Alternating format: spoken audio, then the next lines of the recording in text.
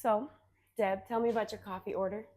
My coffee order is very basic. I like dark roast brewed coffee, and if I'm on an extra special splurge, I might get some cream in it. So yeah, it's not a very special order. Tell me a little bit about who you are, what you do, and why you do what you do. So I am Deb Kaul, obviously, and I'm married. Today is our 44th wedding anniversary. So 44 years for my husband and I. We have 3 kids, 9 grandkids. Love my family so much. Very, very grateful for my family. And I had the experience of caring for both of my parents who lived with dementia. And I'm a nurse. And having lived through that experience, I really learned that there's so many ways we can improve the quality of life for people living with dementia and their families. And so I had the opportunity to speak at the Memory Cafe in Grand Forks in 2016, and I learned that memory cafes existed. Came back to Fargo and said, why don't we have one here, to the Alzheimer's Association? And they said, because no one has ever started one. Why don't you do it? And so I did. With my co-founder, Beth Ustenko, we founded Memory Cafe of the Red River Valley.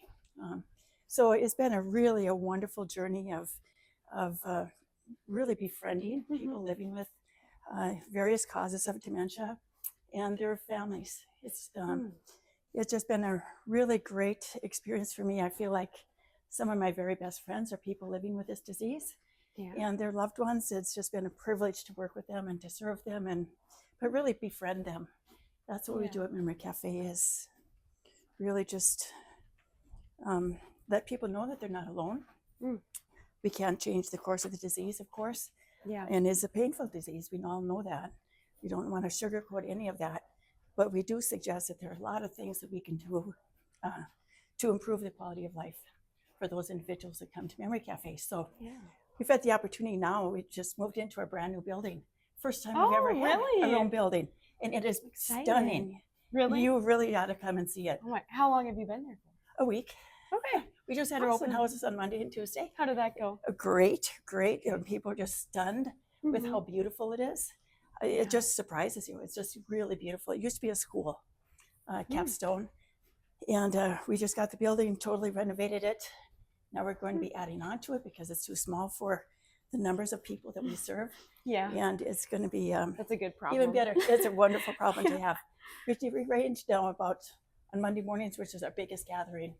We have anywhere from maybe 115 to 118, 19 people come to Memory Cafe. So we're just getting out. Yeah. That's incredible. Yep. So if I wanted to come visit, is that something where I just show up? Yep. Okay. Just show up. Cool. Don't need a doctor's order. You don't even need a diagnosis.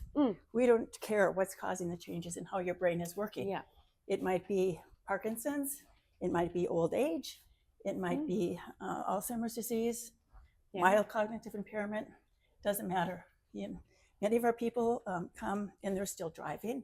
They're just concerned with some changes in their brain. And we warmly welcome everybody. So, it takes a lot of courage to show up at a place where they're admitting changes in the brain are happening.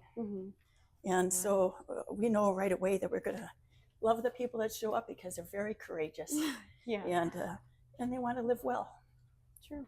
Do you have any opportunities for volunteers? We have a lot of opportunities for volunteers, yes. One of the open houses on Monday was for volunteers. We had about 100 people there, I think. That's great. We have a lot of different ways we utilize volunteers. We wouldn't be where we are without the volunteers, very simply. They do the bulk of what we get done.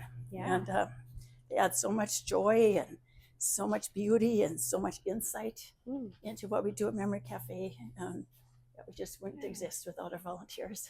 Where do you find volunteers? Do they come to you, or are they usually people that have had experience with the disease, or how does that work? That's a good question. A variety of ways. So a lot of them are people that we might know or have known in our past lives.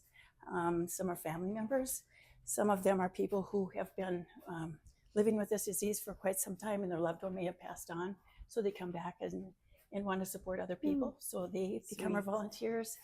Sometimes I spoke at a group last week, and one of the ladies that was there said, I want to volunteer. I love this organization. So yeah, just word of mouth, I think, and shared experience.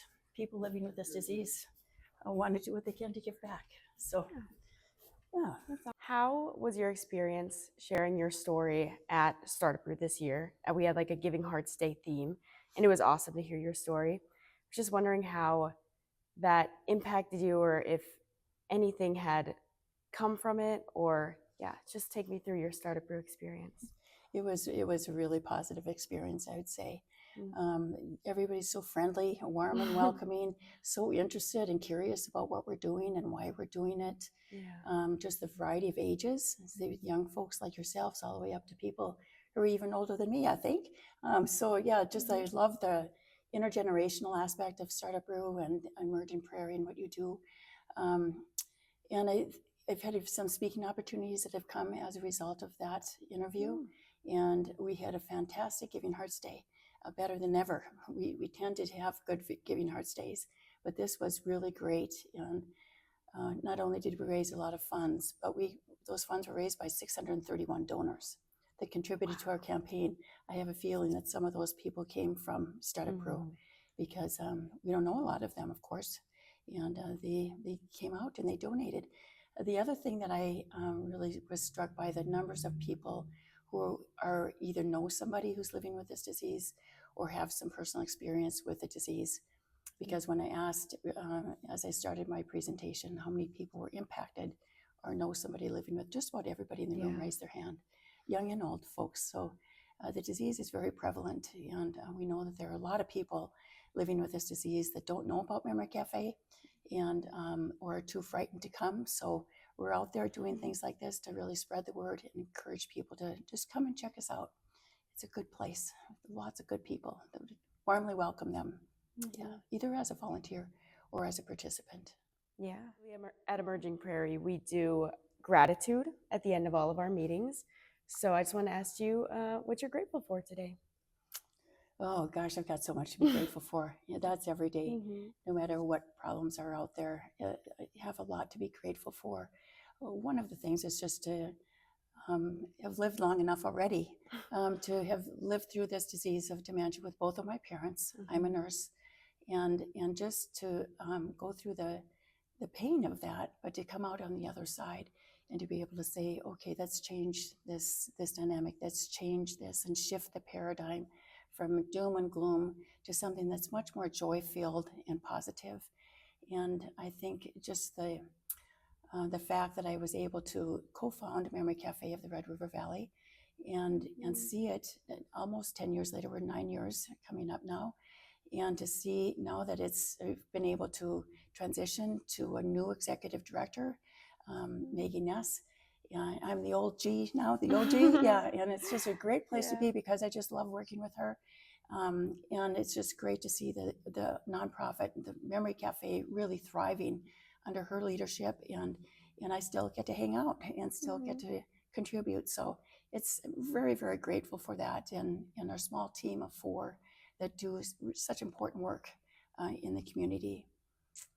I'm also very grateful that so many people support us and understand what we do, why we do it, and they appreciate the way we do it. We do it well.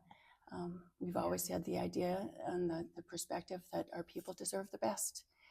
They've built this community, they've built this area, and they deserve the very, very best. So we give them the very best of ourselves and of our space. The new building that we're in now is just beautiful. I mean, people are just so surprised when they see it because it's just stunningly beautiful.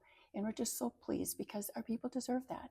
They deserve something beautiful. Their lives are beautiful. No matter where they're living in the journey of dementia, they're still beautiful people. And we're just honored and privileged to know them and to serve them in whatever way we can.